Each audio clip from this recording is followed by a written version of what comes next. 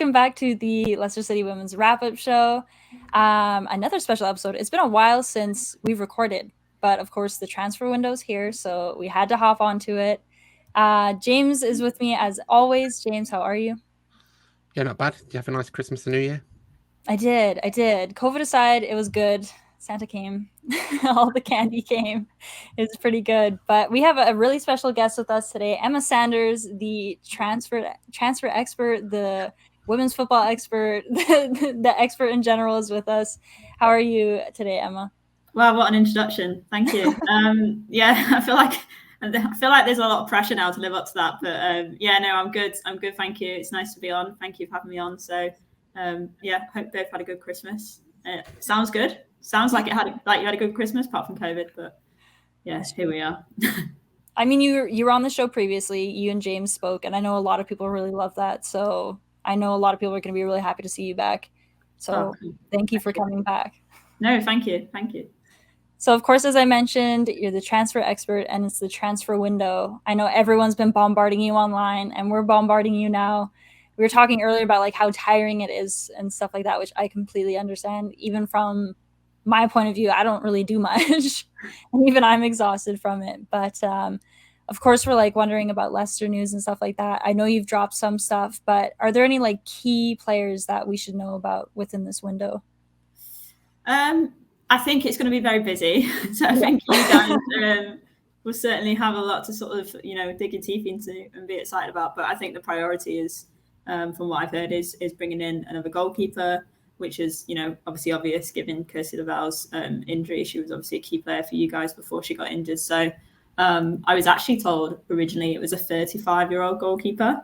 But yeah, I didn't put the specific age on because obviously, the chances are that it might be give or take, but it's certainly, I know that they were targeting an experienced goalkeeper, but there were a few on the list. Obviously I've put that out there that, Carly Telford from Chelsea on loan was one of the goalkeepers they were looking at. And then, obviously Karen Bardsley from City was another goalkeeper that was being linked. Although I think given their own injury crisis in that department, I think it's probably less likely that one. But yeah, so that's certainly a position. And then, I know there'll be a couple of sort of younger players that might come in on loan. Aston Villa, they've got like quite a few players that they're looking to offload. So I think I put it out, 2 or 3 days ago about Freya Gregory and Missy Goodwin. They're two players that I'm told Leicester are looking at. And I would expect probably at least one of them to come in. Maybe Freya Gregory, probably more likely. So we'll see whether that goes over the line. And then and then there's a few more sort of names that I've dropped in. And I know that you're sort of looking in the Serbia market, at least one Serbian international. So there's going to be a lot of range of stuff. And there also could be a couple of players leaving on loan, going out as well. So lots to keep your eye on, I think. It's definitely busy because I feel like every day I'm seeing a different name linked to Leicester.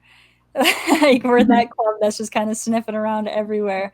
But with all the young players, I'm not really surprised by that because I know like Lydia Bedford with her involvement with England, like it's been through that whole youth system. And I know Leicester for a long time have been really for like youth development, stuff like that. So it'll be interesting to see who we bring in, if it's young players or it's almost like we're not going like in between. It's either youth players or like you said, like a 35-year-old goalkeeper.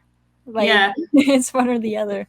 Yeah, I think Leicester are in that position where obviously they've got to be quite shrewd. There's not too much business really that you can do in January. And I think it's just about sort of adding a bit more quality and maybe a bit more depth just to sort of help you guys get over the line and obviously avoid relegation. So young players are a really good opportunity, like you say, for sort of Lydia to work with players that she might have worked with before. Also kind of be in a market that she knows well in terms of like she knows the players, she might know, some of the coaches that have those players. So for example, like, someone like Carla Ward at Aston Villa, Lydia will know well from sort of like working in like FA coaching groups and mentorships and stuff with her. So like they're friends outside. So naturally, like, Carla's probably going to be more inclined to help Lydia because she'll know what kind of coach she is and what she might want to do with her players. So so that makes a lot of sense. And then naturally, like anyone who has worked with Lydia before in the England youth setup, like they sort of know personally what they're going to get. So another name that I put out there was a young English midfielder who's just come back from the United States called Izzy Sibley, who I know Leicester have been looking at as well. Reading and Birmingham are two other clubs that were also looking at her. So there's going to be a lot of competition, I think, for the younger players, because there are like a lot of squads in the WSL that are looking to loan players out, younger players. And obviously Villa is the obvious one, but Birmingham and Leicester are pretty much just going to be going for all of the same players. Obviously I'm being, very general there, but there are a lot of players that are kind of just going to be having, both clubs are going to be looking at, because both clubs are kind of in similar positions where, they aren't going to go out and spend loads and loads of money. But they just need, like I say, a couple of players just to come in and fill the gap. But then, especially at Leicester, they've kind of got those experienced players. I think you've got quite a nice core of kind of experienced players and sort of leaders already. So, I think in terms of like bringing in people of that kind of category, it might just be like maybe one or two. Like I said, maybe just to add a little bit more. But I think it's probably more just what's kind of available and what they can get in January, which is always really, really difficult. I know, like in general, managers don't particularly like the January transfer window. So, it will be really interesting. I think I've seen so far there's been a lot of loans. I think January is just the loan transfer window rather than any permanent deals, because I think the permanent deals are more in the summer. So it's who you can get on loan. What kind of bargaining do they use, Emma? Is it just wages or? Yeah, it's a range of stuff really. So I'm trying to think of an example. So Rinzola Babajidou went to Brighton on loan last summer from Liverpool. As part of that deal, like Brighton pay for all of her wages and also put her up in accommodation, and that's quite an extreme version of it really. Most clubs would probably pay maybe 50% wages. They might not necessarily provide accommodation. That might be something that the host club would sort, or the player would just travel. So for example, if Leicester were loaning a player from Birmingham, that player might not move from Birmingham. They might just commute to Leicester, 3 or 4 times a week over, let's say, a 6-month period. So there's lots of that's to be honest why a lot of loan deals, like, they can be linked quite early, and they might not necessarily go over the line for a few weeks, because it's all about sort of discussing those personal terms. But I'd say like the wages one is probably the main thing. There's also things like the medical cover, like does that sort of stay with the host team, obviously as part of their contract, or does this player sort of sign a new contract where medical is sort of covered by the club that they're now playing at. If it's obviously younger players under the age of 18, then there's a whole sort of dual registration that can be explored. There's a couple of things, but mainly wages is probably the main thing. And then you've also kind of got that scenario, which is quite rare in women's football. We sort of saw it a little bit with the Hannah Blundell move to Manchester United from Chelsea as part of the Lauren James deal.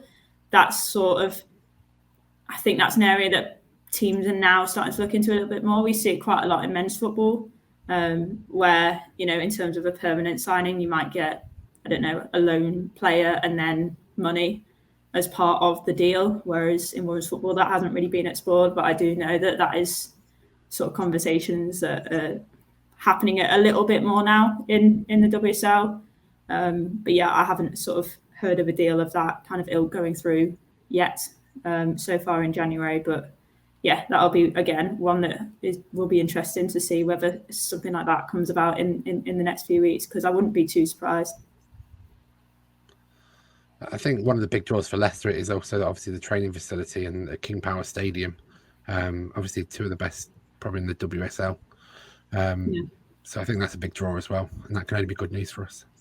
Yeah, definitely. Well, I know, like, from speaking to like a lot of people within the game, and certainly, players themselves or agents, they always say, if they're talking to Leicester, or if Leicester's a club that they're sort of looking at, then the facilities is always right up there as one of the big, draws. And I was really lucky back in, that must have been the beginning of December. I think it was technically Lydia Bedford's first day in the job. She hadn't even met the players yet. Myself and two other national journalists and one of the local journalists was invited down to the training ground to sort of come in and sit down with her and obviously have an exclusive interview with her. But also we were given a tour of the training ground, largely by Baxter, who walked us around most of it. But yeah, and we got to see the facilities, and it really is incredible, like the number of pitches that are there and the facilities that the women have, and the gym equipment, the change room areas, and just the general feel about the place is there's a real professionalism and there's a real sort of identity there that is specific to the women's team.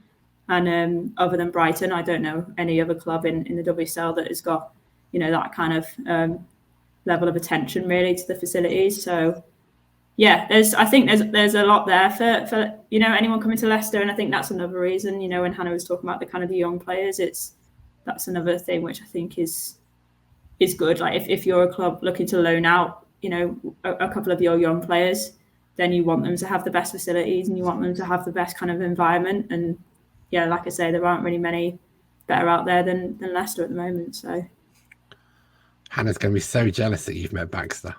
Did you see the picture that Lydia posted of Baxter today? Oh yeah.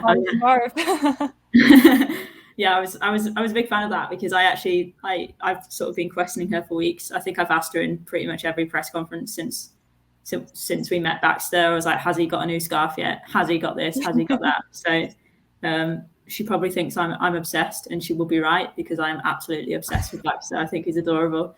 But yeah, no, he's brilliant.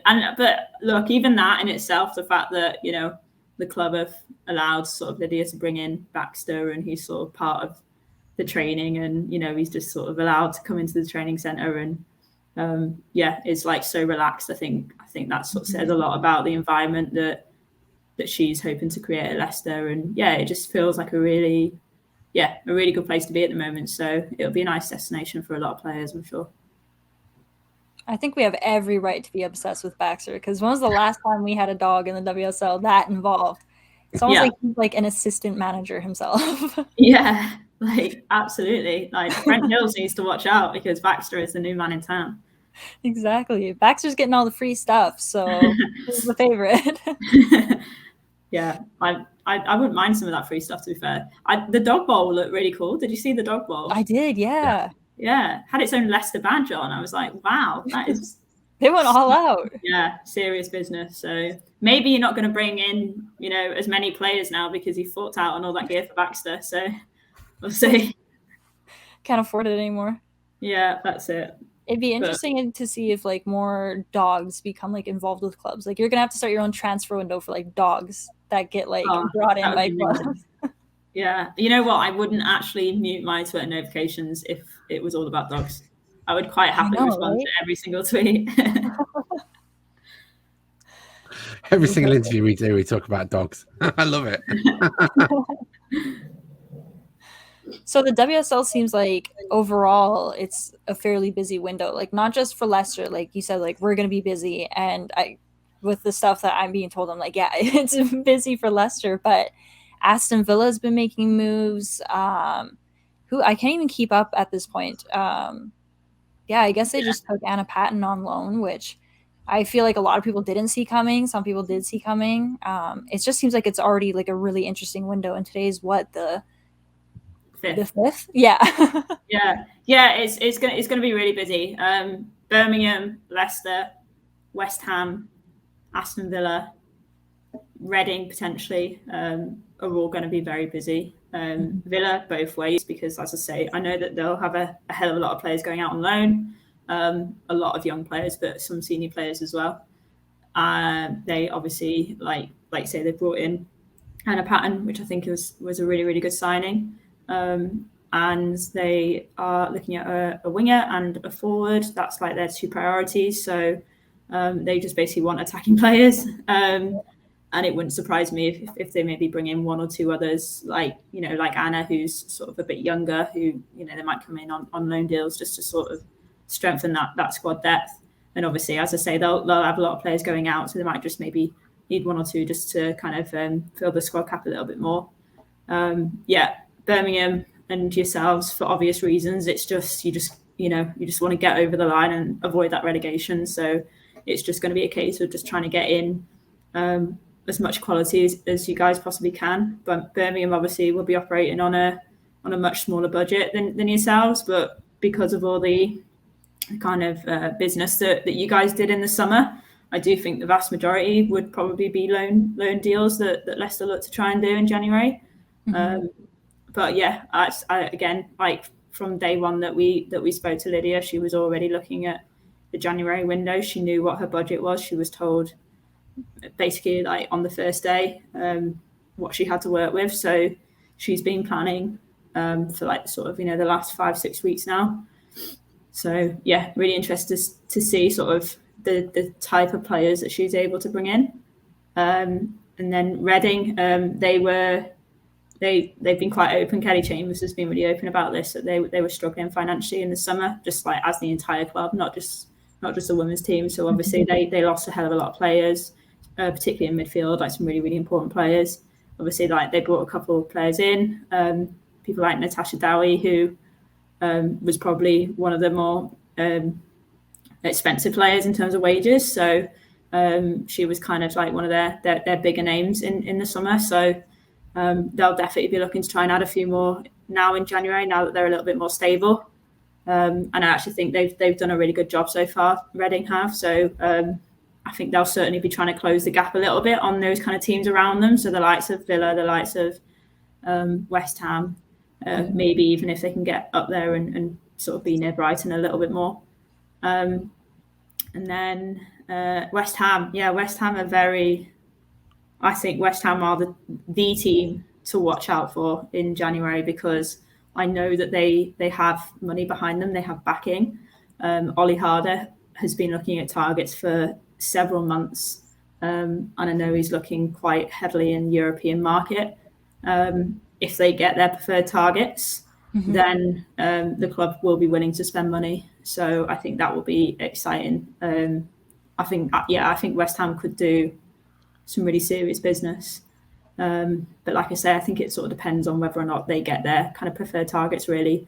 I don't think they're in a position where they necessarily need to kind of, blow any budgets, really. So if they don't get the players that they want in January, then I think they'll be more than happy to wait and hold off until the summer. But yeah, they're certainly looking to strengthen, and I know that they're looking at forward. That's quite a key position that they're looking into. So yeah, West Ham are the team that I'm going to put out there is the one that I'm going to be keeping a very, very close eye on. I think Arsenal could be a little bit busy as well. Ooh, that's a big one. Yeah, which probably busier than I thought they would have been on maybe a week ago. Talk has sort of increased over the last couple of days that perhaps they might be doing a little bit more business than I probably thought they would do initially. So I always thought they would look to bring in maybe one or two. But yeah, there could be a few more now. And I think they've certainly joined the race for some of the more sought after names in Europe, I would say. Ooh. I can just see that you're like kind of looking to the side. Like, we know you know something, but that's really interesting, because I feel like City, Chelsea, and Arsenal are like those clubs that you're like, they're stacked, they don't have to worry about anything. But then the transfer window comes around and they actually do take part in it. So it's always interesting to hear what they do, because it's usually like big moves with clubs like that. Yeah, but I think, like Chelsea, I know, I'm trying to think back to kind of, I knew that they were working on the Sam Kerr deal for weeks, months. So that was their priority basically for the January transfer window.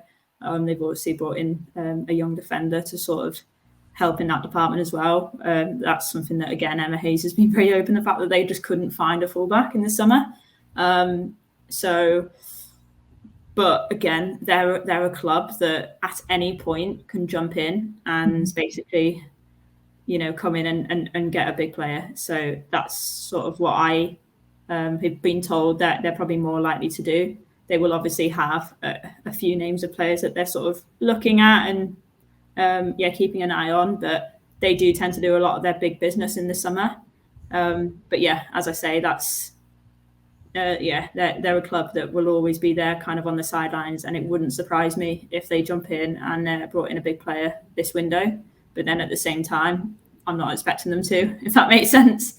And like I said, Arsenal, I think Arsenal, they recognise that they probably maybe need one or two like real quality players to come in and just help them get over the line in terms of that title. So I think, I think they might go all out. They might just go, you know what, we've got nothing to lose, and given the position that we're in, if we can just maybe bring in one or two more, and I think one of them might be a forward, then they'll look to do that.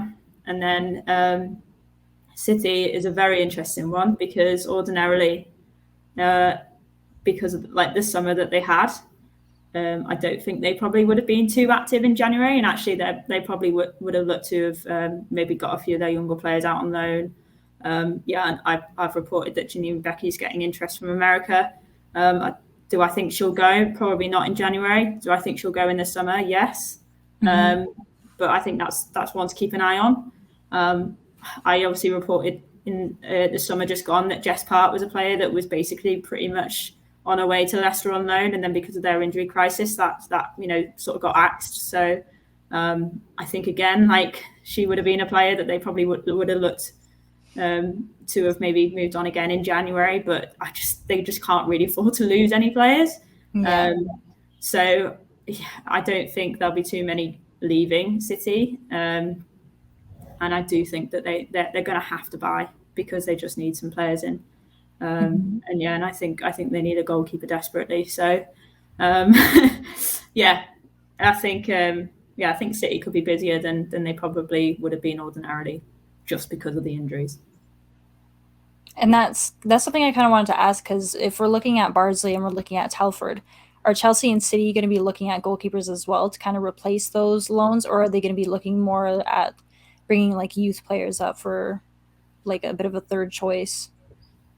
Yeah, I mean, if I'm being completely honest, I don't think Leicester will end up with either Bardsley or Telford. Yeah, I was thinking the exact same. Yeah. Yeah, I think Telford would be more likely, but from what I've heard for a while now, like, Telford has been inquired about by several clubs over the last year and a half, and Chelsea, they seem reluctant to let her go. And I think Carly likes being at Chelsea. Chelsea like having three, experienced goalkeepers. So if they were to let Carly Telford go, and if Leicester did end up with her, then I do think Chelsea would replace her, because Emma Hayes likes big squads. She's always had a big squad.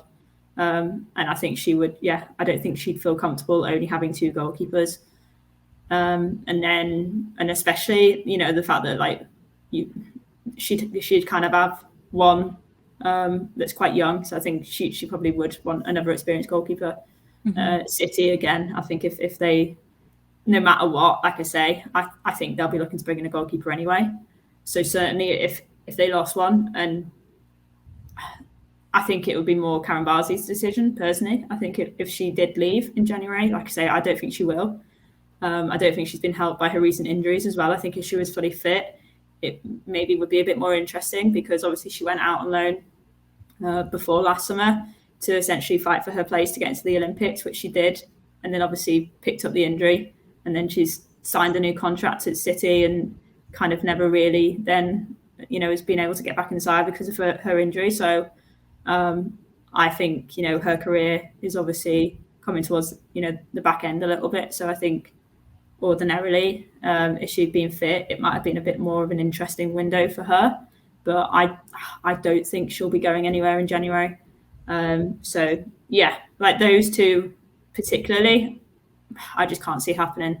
But I think City will be looking at goalkeepers no matter what, because I think we've seen that they've really, really struggled without Eddie Roebuck. So they need someone in. Yeah, exactly. I think they've struggled quite a lot with the injuries. I know at the start of the season, Emma, we talked about how well Leicester are going to do, and obviously we've actually won a game now. How do you see the second half of the season going for us? Because I think they're starting to get together and putting together as a group and playing together quite well. So we're hoping for good things. I just wonder what your views were on it. Yeah, I was always a bit concerned in the summer, and I think I might have voiced this, that there was almost too many players coming in. There was a lot of movement to the point that I was like, how quickly are they going to gel? And, you know, we see in the WSL in particular how kind of often players move about. So I wasn't sure if they were going to kind of be afforded that time. So I actually think the results before Christmas, not all of them maybe necessarily reflected the performances. I think there was games where, and I know the managers have said this, but I do genuinely agree with them. I do think there was games where Leicester, you know, played really well, for example, for 70 minutes, and then just the odd mistake sort of ended up kind of ruining the result, really. So I think inevitably, if you've kind of got that to build on, then eventually those results will come. Lydia's come in and obviously provided kind of fresh energy, and that win over Birmingham was obviously absolutely massive. I think, you know, the return leg is going to be just as big. And then I think there'll be some other big games, sort of, you know, the games against maybe the likes of Villa, Reading. They could prove to be really important if you can sort of nick a draw here or there, or you know, get a couple of points. Then I think that'll be massive. So I think Leicester personally will be all right now. Just since Lydia's come in, I've personally seen a change sort of in the energy of the squad, and just the belief, really. I think that the players have got their confidence back again. So I do think they need one or two players just to kind of take them to that next step. But yeah, you need your best players to stay fit. Obviously, Leicester struggled with injuries as well, particularly at the start of the season. So that really, really affected you. But you need your best players to stay fit. So you need Jess Sigworth to basically be wrapped up, and she's not allowed to go anywhere but the football pitch. I've noticed that with our transfers, just kind of thinking about like injuries and everything, is in the summer window, we basically just went for WSL players, and the championship is still there. But is that like just not something that they're necessarily looking at? Because there's so much potential down there as well. Yeah, no, they're definitely looking at championship players. Championship, I think, is going to be extremely busy this January. And there's going to be a lot of movement. I think, particularly with Birmingham and Leicester, they might not necessarily sign anyone from the Championship, but they are certainly looking at players from the Championship. I 100% know that. Both clubs are doing that. Obviously, you know, the recent situation with Coventry United, which is obviously still ongoing, and you know, in terms of where the players are going to be at, that is, you know, still completely unknown. But pretty much all of the players trained at various clubs over the last week or two. Some just to keep up their fitness, others because, you know, clubs were genuinely interested to see how they were getting on. You know, some players trained with WSL clubs, and you know, they kind of, I think that the clubs have thought, nah, maybe not for us. But yeah, there's certainly been clubs looking at players. So I don't think there'll be too much maybe coming up in terms of permanent deals. But yeah, there might be the odd sort of loan signing just to, as I say, maybe just fill a few gaps in the squad. Players maybe from Durham and Liverpool are probably less likely. I know Liverpool as a squad is extremely settled. I don't think there'll be much movement really going on at Liverpool at all this window. Durham might bring in one or two more. I think they're probably less likely to let players go. And obviously those two teams are right up there going for the Championship title. But below that is interesting, you know, the likes of sort of London City Lionesses and Charlton. I think there could be movement in and out at both clubs there. So those kind of teams, maybe ones that the likes of Birmingham more in particular, but certainly Leicester, they'll be looking at the odd player there as well.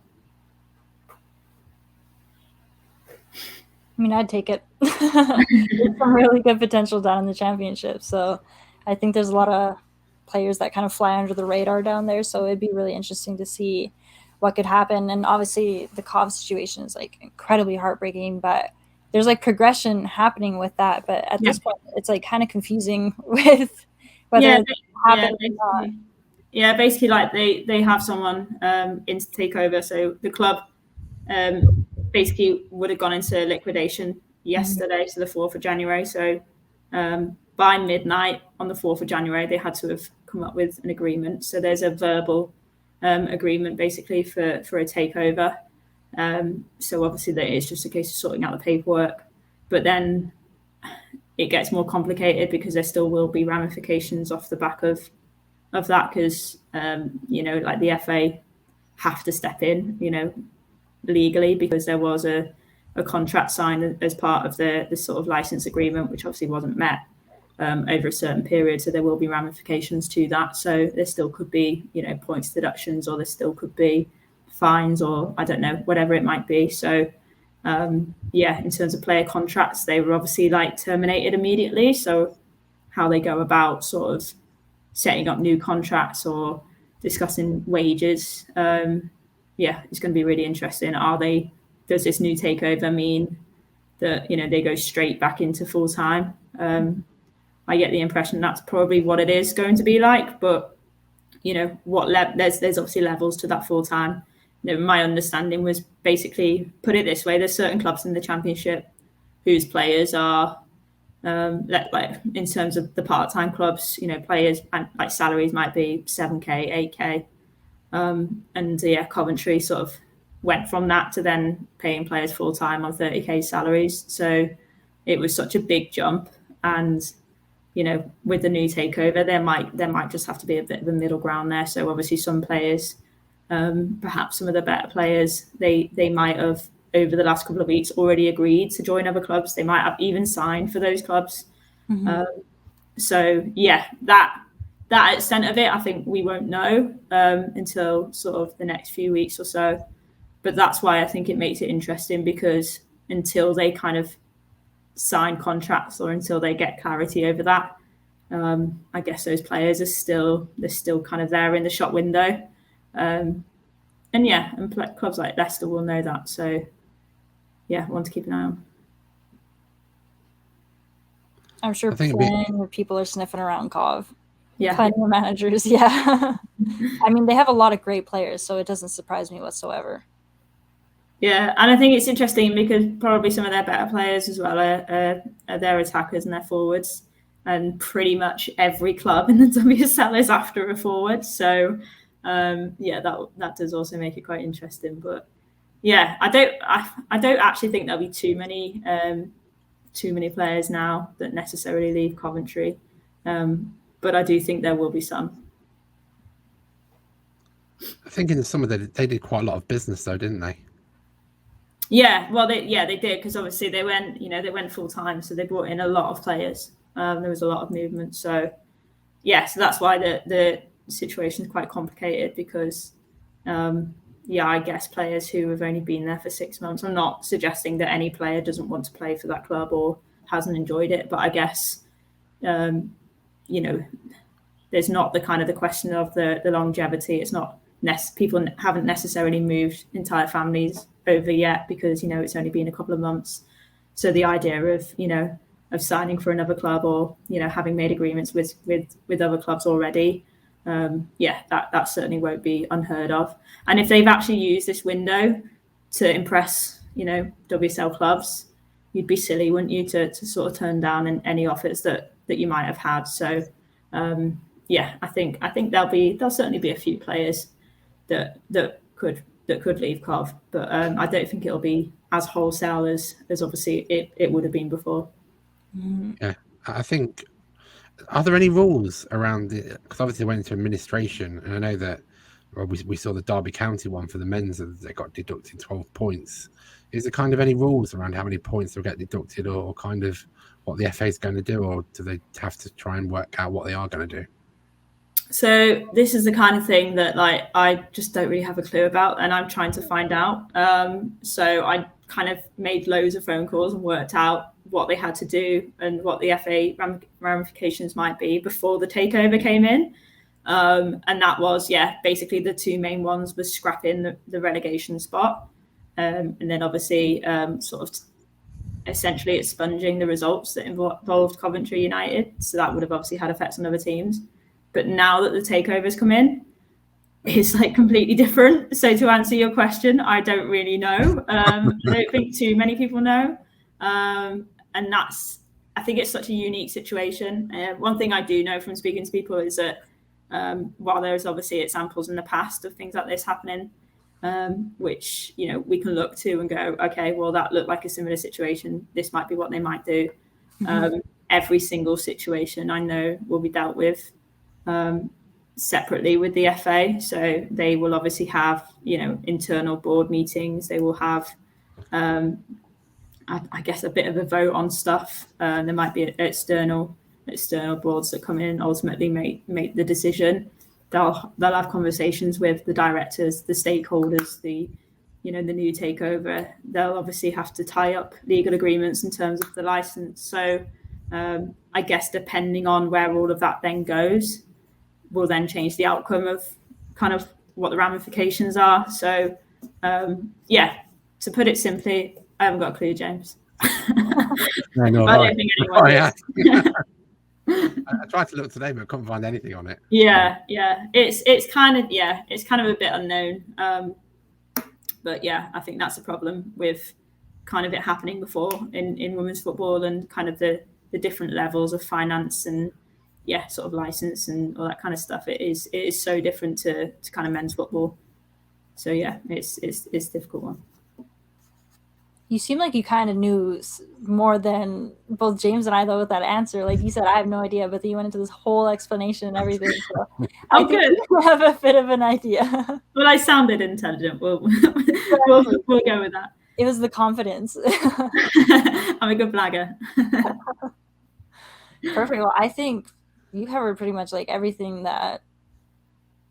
Yeah, like it sounds like we're going to be busy, so I'm not going to be surprised if you come out with more stuff in the next few days regarding Leicester, or even just any team in general. So we're always watching and waiting to see what you put out. I'll do my best. I'll see what we can do. It's going to be a good window. We'll see. A lot of loans, but we'll see. Yeah, no, I think it'll be busy. But like I said, there could be some players going out as well. I know that obviously since Lydia's come in, naturally, with all new managers, they'll sort of take time to have a look at players, and they'll be upfront with certain players and say, what, maybe you might not get as much game time as you perhaps want, so that there might be some players who might, they might look to go elsewhere. But then there's also players, for example, someone like Tash Flint, who was obviously attracting a lot of interest in the summer. I think ordinarily she might have maybe had a few more offers again in January. She probably wasn't maybe kind of playing the way that she perhaps would have wanted to. But I think, she's probably a player now that won't really look at any other offers, because obviously, new management's come in, and she'll probably want that time to settle in with the new manager. So there's flip sides. But busy time for Leicester. So sit back, watch, get your popcorn, and don't tweet me too much, and we'll be happy. We won't bother you anymore. No, it's fine, honestly. I'm only messing. James, is there anything you're wanting to throw in before we wrap things up? No, just thanks for coming on again. It's been really great. We look forward to seeing what the news comes out next few weeks, and hopefully Leicester can stay up. Yeah, fingers crossed. Thanks for having me on. I've enjoyed it. Thanks, guys. Yeah, thanks so much. I'm glad I finally got to chat with you, because last time I missed out. So it was good to meet you. Good to meet you. Thank you. Well, thank you so much. If you haven't joined the Leicester City Women's Supporters Club, make sure you hop on board with that. Plenty of stuff happening, as I always say. I know there's a lot of work happening right now with them. Memphis is an amazing charity, so take the time to take a look at that if you have a chance. And Her Game Too are a great campaign as well, so you can check out all their socials. Thank you again, Emma, for taking the time to join us. I know it's a crazy time for you, so thank you so much. We really appreciate it. And James, as always, thank you for hopping on and dealing with the technology, because I never know how to. So thank you.